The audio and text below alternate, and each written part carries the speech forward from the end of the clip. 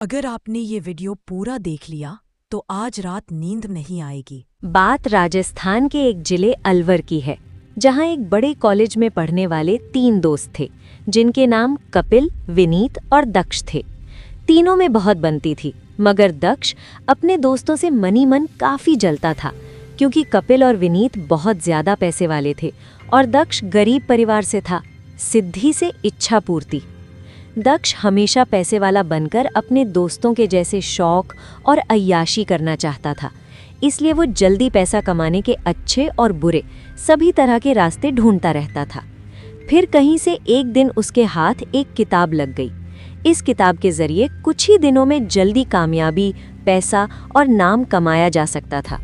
कुछ ही दिनों में ये सब पाया जा सकता था। इस किताब में कर्ण पिशाचिनी को सिद्ध करने और उससे अपनी सभी इच्छाओं को पूरा कराने की विधि विस्तार में लिखी थी। बस फिर क्या था, दक्ष ने वो किताब के अनुसार सभी विधि विधान से अपनी पूरी दुनिया से नाता तोड़कर कर्ण पिशाचिनी को सिद्ध कर लिया। इस दौरान दक्ष को काफी तकलीफ उठानी पड़ी। बड़ी बड़ी विपदा उसके सामने आई और हर तरह के खौफनाक मंजर से उसको गुजरना पड़ा, मगर दक्ष में पैसे की भूख इतनी थी कि वो सब मुश्किलें पार करके आखिरकार कर्ण पिशाचिनी को सिद्ध करने में सफल रहा। दक्ष ने कर्ण पिशाचिनी को प्रेमिका के रूप में स्थान देने का वचन दिया और कहा कि मुझे बहुत सारा पैसा, बड़ा घर और बड़ी गाड़ी चाहिए, इसके बदले जो तुम्हें चाहिए मैं सब दूंगा। कर्ण पिशाचिनी ने कहा कि दक्ष, ये सब बहुत जल्द तुम्हारे पास होगा, बस तुम्हें अपना वचन नहीं भूलना है, क्योंकि अक्सर ही लोग अपना वचन तोड़ देते हैं और मुझे उन्हें मारना पड़ता है। दक्ष ने कहा कि ऐसा कभी नहीं होगा। फिर कर्ण पिशाचिनी गायब हो गई। अब दक्ष रोज जुआ और सट्टा खेलने लगा और रोज ही वो बहुत सारा पैसा जीतने लगा, क्योंकि कर्ण पिशाचिनी अब उसके साथ थी और वो दक्ष को आने वाले समय की जानकारी पहले ही दे देती थी, जिससे दक्ष हर बार पैसे कमाने में सफल रहता और ऐसा करते हुए वो काफ़ी लोगों की नज़र में भी आ गया था।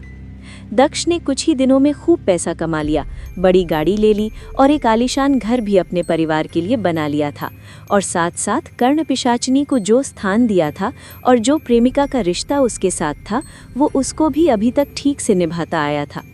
उसके दोनों दोस्त उसके बारे में ही उसके पीछे बात करते रहते थे और कहते थे कि कल तक ये हमारी गाड़ी में घूमता था, इसकी जेब खाली रहती थी और इसके इतने फटे हाल थे, लेकिन समझ नहीं आ रहा कैसे इसको इतने पैसा कमाने का तरीका मिल गया।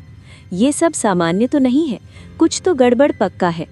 दोनों ने सोचा कि हम इसका पीछा करके और इस पर नज़र रखकर इसके पैसे कमाने का राज जान लेते हैं। कपिल और विनीत अब दक्ष का पीछा करने लगे। वो जहां भी जाता दोनों उसके पीछे साए की तरह सुबह से शाम तक लगे रहे। फिर जैसे ही अंधेरा हुआ तो दोनों ने देखा कि एक सुंदर और पतली सी लड़की दक्ष से मिलने एक सुनसान जंगल जैसी जगह आई। फिर दोनों कहीं अंदर घने जंगल में चले गए और कपिल और विनीत दोनों को ही दिखना बंद हो गए। काफ़ी देर इंतजार करने के बाद भी जब दोनों कहीं नहीं मिले तो कपिल और विनीत घर के लिए निकल गए और कल फिर दक्ष का पीछा करने का कहकर दोनों अपने अपने घर आ गए। अगले दिन दोनों ने सोचा कि दक्ष को शराब पिलाकर उससे सब उगलवा लेते हैं। फिर क्या था, दोनों दक्ष को लेकर शराब पीने चले गए। विनीत के पुराने घर में बैठकर तीनों शराब पीने लगे। कपिल और विनीत ने शराब काफी कम पी और दक्ष को ज्यादा शराब पिला दी, जिससे दक्ष अपने होश खो बैठा। फिर उसने कपिल और विनीत को अपनी कर्ण पिशाचिनी वाली सारी बातें बता डाली, जिससे कपिल और विनीत डर गए और हैरानी से दक्ष को और फिर एक दूसरे को देखने लगे।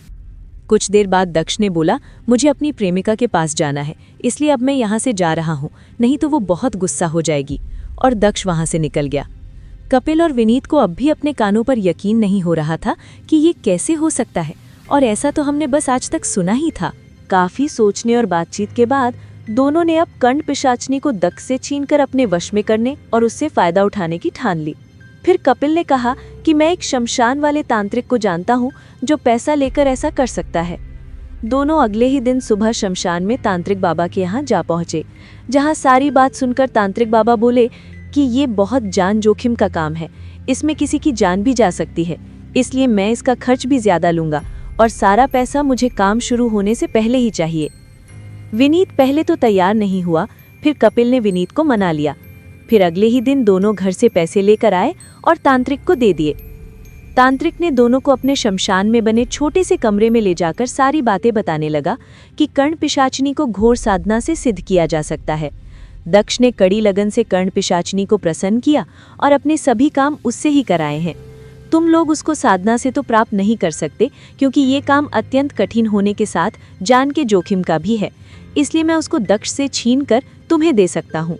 फिर वो तुम्हारे सभी काम कर सकती है। मैं अपनी पूरी कोशिश करूंगा कि वो तुम्हारी सभी इच्छाएं पूरी करने पर मजबूर हो जाए, मगर तुम्हें पहले दक्ष को कर्ण पिशाचिनी से दूर करना पड़ेगा, जिसके लिए कल शाम से ही हमें कुछ तंत्र क्रियाएं करके कर्ण पिशाचिनी को काबू करने के लिए तैयारी करनी पड़ेगी, और यहाँ तक भी हो सकता कि दक्ष की जान ही चली जाए। कपिल और विनीत दोनों दक्ष की जान जाने वाली बात सुनकर भी हिचकिचाए नहीं और तांत्रिक से तंत्र की तैयारी करने के लिए कहकर वहां से निकल गए। अगले दिन शाम को कपिल और विनीत पहले तांत्रिक से मिलने गए, जहां उसने तंत्र की पूरी तैयारी कर रखी थी। फिर वो तांत्रिक से दक्ष को लाने का बोलकर वहां से निकल गए। दक्ष अपने घर पर अपने परिवार के साथ था। जब कपिल और विनीत वहां आए और दक्ष को अपनी गाड़ी में लेकर पहले तो विनीत के पुराने घर में गए, जहां तीनों ने थोड़ी शराब पी। फिर शराब खत्म होने का बहाना बनाकर दक्ष को गाड़ी में लेकर शमशान आ गए, जहां तांत्रिक अपनी पूरी तैयारी के साथ दक्ष का इंतजार कर रहा था। दक्ष को नशा कम था, इसलिए वो आसानी से समझ पा रहा था कि यहाँ बहुत कुछ गड़बड़ है, और इसी गड़बड़ का संदेश उसके कान में कर्ण पिशाचिनी ने कपिल और विनीत से साथ जाते हुए दिया था। इसी संदेश को दक्ष अनदेखा करके उनकी गाड़ी में बैठ गया था। दक्ष ने कपिल और विनीत से कई सवाल पूछे कि ये सब क्या है, तुम लोग मुझे यहाँ क्यों ले आए हो, और ये तांत्रिक जैसा कौन है। इन सवालों का जवाब देना कपिल और विनीत ने जरूरी नहीं समझा, और अगले ही पल में तांत्रिक ने दक्ष पर मंत्र पढ़कर राख फेंक दी, जिससे दक्ष खड़े खड़े गिर गया। फिर कपिल और विनीत ने दक्ष को तांत्रिक ने जो धूना जलाया हुआ था वहीं लेटा दिया। अब तांत्रिक ने कहा, मैं जल्दी से सारी क्रियाएं कर देता हूँ, फिर हम इसकी प्रेमिका यानी कर्ण पिशाचिनी से निपट लेंगे। तांत्रिक ने सभी क्रियाएं करने के बाद फिर मंत्र पढ़कर नमक और हल्दी से एक सुरक्षा घेरा अपना बनाया और दूसरा सुरक्षा घेरा दक्ष, कपिल और विनीत के लिए बना दिया, जिसमें दक्ष बेहोश लेटा था। कपिल और विनीत उसी घेरे में बैठे थे। पेड़ों पर सरसराहट होने लगी।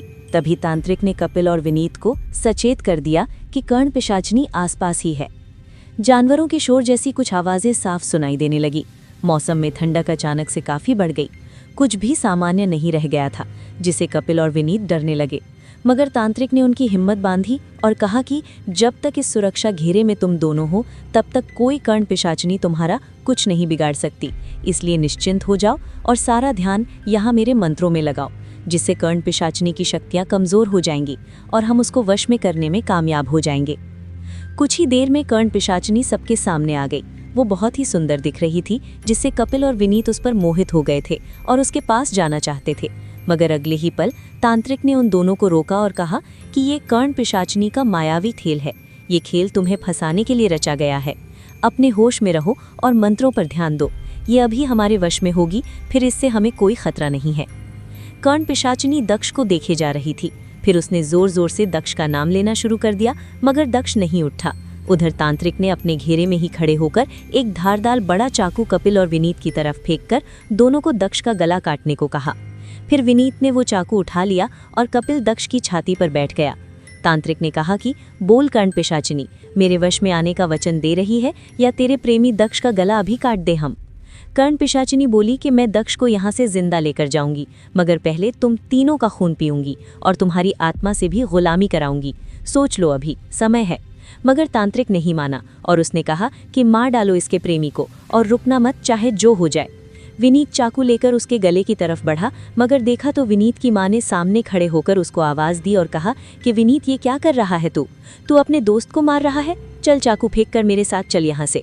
ये सुनकर विनीत ने जल्दी से चाकू सुरक्षा घेरे से बाहर फेंक दिया। विनीत बोला कि मेरी माँ इसको मारने से मना कर रही है, इसलिए मैं इसको नहीं मारूंगा। और विनीत उठकर बाहर कदम रखने ही वाला था कि तांत्रिक ने विनीत से कहा कि विनीत, ये सब भ्रम है, ऐसा कुछ नहीं हो रहा। इस कर्ण पिशाचिनी ने दक्ष को बचाने के लिए ऐसा किया है। अब भी कर्ण पिशाचिनी दक्ष को आवाज दिए जा रही थी।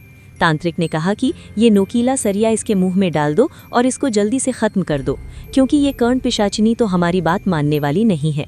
ऐसा कहकर तांत्रिक ने एक सरिया कपिल की तरफ ठीक सुरक्षा घेरे के अंदर फेंक दिया, जिसे कपिल ने उठा लिया और दक्ष की छाती पर फिर से बैठ गया। कर्ण पिशाचिनी ने अपनी पूरी ताकत से दक्ष को पुकारा, जिससे दक्ष की आंखें एकदम से खुल गईं और उसने अपनी छाती पर बैठे कपिल को उछालकर सुरक्षा घेरे से बाहर फेंक दिया। कर्ण पिशाचिनी ने अब अपना खूंखार रूप धारण कर लिया, जिसमें उसके लंबे दांत, नुकीले नाखून, बिल्लौरी डरावनी आंखें, खुले लंबे और 6-7 फीट के काले खुले बाल उसको खौफनाक और हैवान बना रहे थे। फिर वो अगले ही पल भूखी बाघिन की तरह लपक कर कपिल की गर्दन पर अपने लंबे और नुकीले दांत गड़ा दिए और उसकी सांस की नली फाड़ डाली, जिससे वो लंबी लंबी सिसकियां लेने लगा और खून का फवारा उसकी गर्दन से बहने लगा। ये मंजर किसी का भी दिल दहला सकता था, और ऐसा ही हुआ भी। विनीत भी सुरक्षा घेरे से निकलकर शमशान से बाहर भागने लगा। तांत्रिक ने उसको अपने सुरक्षा घेरे में आने को कहा भी, मगर जैसे वो अपनी सुध-बुध खो बैठा हो या उस मौत के खौफनाक मंजर ने उसकी सारी हिम्मत खत्म कर दी हो, वो इस तरह होशो हवास में नहीं था। विनीत शमशान में बस 50 मीटर ही सुरक्षा घेरे से आगे गया होगा, उतने में ही कर्ण पिशाचिनी अब उस पर झपट पड़ी। सबसे पहले उसने विनीत की आंखें अपने नुकीले नाखूनों से फोड़ डाली। विनीत दर्द से चीख पड़ा। फिर कर्ण पिशाचिनी ने विनीत की जीभ को अपने दांतों से पकड़कर बाहर खींचा और खा गई। विनीत अब अधमरा हो गया था, उसमें मुश्किल से ही कोई सांस बची होगी। फिर कर्ण पिशाचिनी ने उसकी छाती अपने तेज नुकीले नाखूनों से फाड़ डाली और सच में छाती में अपनी लंबी जीभ डालकर और अपना मुंह लगाकर उसका खून पीने लगी। कपिल और विनीत दोनों मर चुके थे।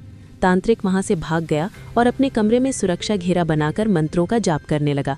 दक्ष ठीक था, उसने कर्ण पिशाचिनी को वहां से चलने को कहा और दोनों वहां से निकलकर फिर से अपनी दुनिया में जीने लगे।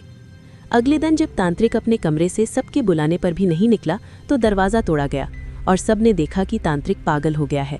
उसके बाद तांत्रिक का पूरा जीवन पागल खाने में ही गुजरा।